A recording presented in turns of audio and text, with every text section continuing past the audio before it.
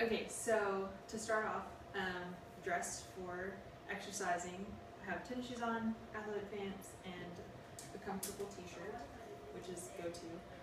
But the exercise that I've chosen to do is a bent over row with dumbbells. You could do a barbell row, you could do it uh, single arm row, you could do it a bunch of different ways. Um, Doing the bent over row with dumbbells. The purpose of this exercise is to strengthen the muscle of the posterior aspect. It strengthens the latissimus dorsi, the triceps, the trapezius, the posterior deltoid, rhomboids, and the teres major. I also recognizing that already. A good benefit of this exercise, it's an exercise that you can get a lot of muscles work in, and it involves a lot of muscle groups with stabilization. The hamstring group and the quadricep group, and also your core muscles of the trunk, and those are stabilizers to maintain the posture. Your biceps also gets work, and all of the deltoid gets work as well, the posterior and the anterior part of the deltoid. But this workout is really beneficial because it goes against gravity. The exercise itself, even if you don't have a ton of resistance with a barbell, dumbbell, etc. Also, athletes that could benefit from this would be like football players.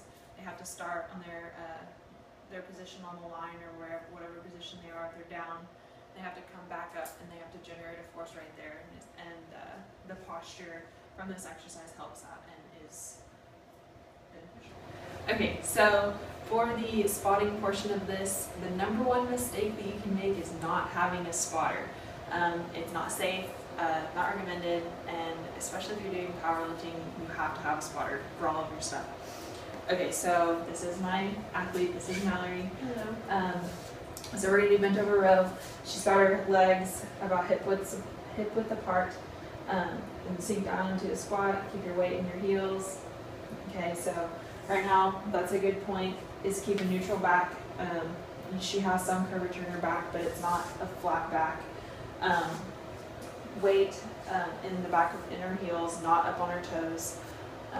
So if you'll pull straight back, okay, and just like I said, mentioned earlier in the video, it's just imagining like there's somebody pulling a string, and it's tied to your elbows right here, and also I feel right here in her shoulder blades.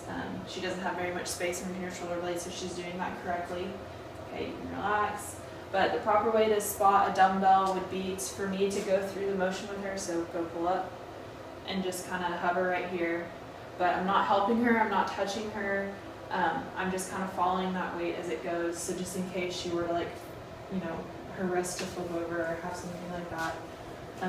She's in a pronated grip, pronated or neutral, whichever is more comfortable for her.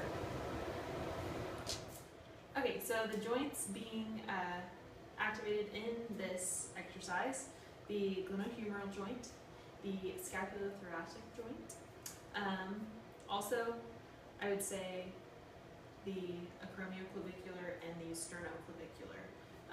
It has to go in full range of motion throughout the shoulder, and with the scapulohumeral rhythm, once you get past that first 30 degrees, then your scapula rotates, but in this case we are going down and in. So, but there is still some nutrition in there. Okay, an agonist of this exercise is the deltoid, specifically the posterior fibers, but the origin for all of the deltoid is the lateral 1/3 of the clavicle, the acromion process, and the spine of the scapula. The insertion for the deltoid group is the deltoid tuberosity. Okay, an agonist of this exercise is the trapezius. The origin is the external occipital protuberance, and also the spinous processes of C7 through T12. The insertion is the lateral 1/3 of the clavicle, the acromion process, and the spine of the scapula. Another agonist is the latissimus dorsi. The origin is the inferior angle of the scapula, the spinous processes of the last 6 thoracic vertebrae, the last 4 ribs, and the posterior iliac crest. The insertion is the intertrabecular groove of the humerus. Last agonist is the rhomboids. The origin for the major is the spinous processes of T2 through T5. The minor is the spinous processes of C7 through T1. The insertion, the major is the medial border of the scapula between the spine and the scapula and the inferior angle. The minor is the upper portion of the medial border of the scapula. Some stabilizers for this is the abdominis group, the rectus abdominis. The origin is the pubic crest and the pubic symphysis. The insertion is the cartilage of the 5th, 6th, and 7th ribs, and also the xiphoid process. The external oblique, the origin is the external surface of the 5th to 12th ribs. The insertion is the anterior part of the iliac crest, the abdominal aponeurosis to the linea alba. The internal oblique, the origin is the lateral inguinal ligament, the iliac crest, and the thoracolumnar fascia. The transverse abdominis, the origin is the lateral inguinal ligament, the iliac crest, thoracic columnar fascia, and internal surface of the lower 6 ribs. The insertion for the transverse abdominis is the abdominal aponeurosis to the linea alba.